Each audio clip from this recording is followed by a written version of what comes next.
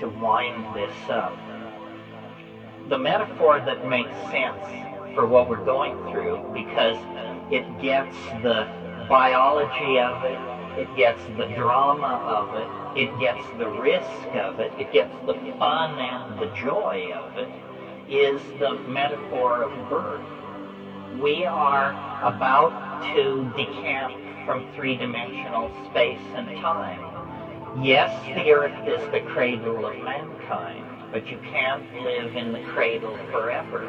And we're not in this cradle alone. We are squashing and trampling on hundreds of other species that have as much right to be here as we are. So through technology, which means pharmacology, art, and the engineering sciences, we are trying to find a doorway into a new world for the spirit. And it is going to come out of human-machine interfacing, pharmacological redesign of the human brain-mind system, down possibly digitalizing and downloading into the microphysical realm. We don't know. I mean, it makes your hair stand on end to think of being downloaded into the digital realm. There was once a fish who had a great deal of doubts about this plan to conquer the land, and tried to urge everyone to think again that no good could possibly come of it. But in fact, the forward thrust of evolution is toward higher dimensions, greater complexity, more information, greater connectedness, and a deeper and deeper sense of the all-pervasiveness of love and meaning. That's what it's really about. All these disparate physical elements come to nothing if they don't add up to more than the sum of their parts.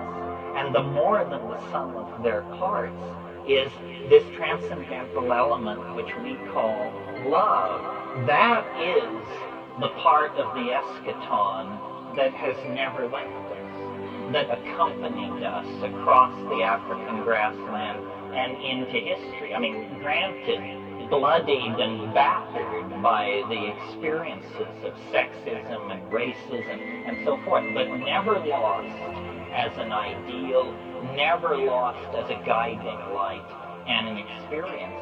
And I really think that when we dissolve all the boundaries, this is what we will discover, is an unconditional caring, an unconditional affection that flows through all life and all matter and gives it meaning. And you don't have to wait for the end of the world to get this news. You can just short-circuit the collective march toward that realization by accelerating your own microcosm of spirituality through the use of these hallucinogens. They are the doorways that the Gaian mind has installed in the historical process to let anybody out anytime they want to, provided they have the courage to turn the knob and walk through the door.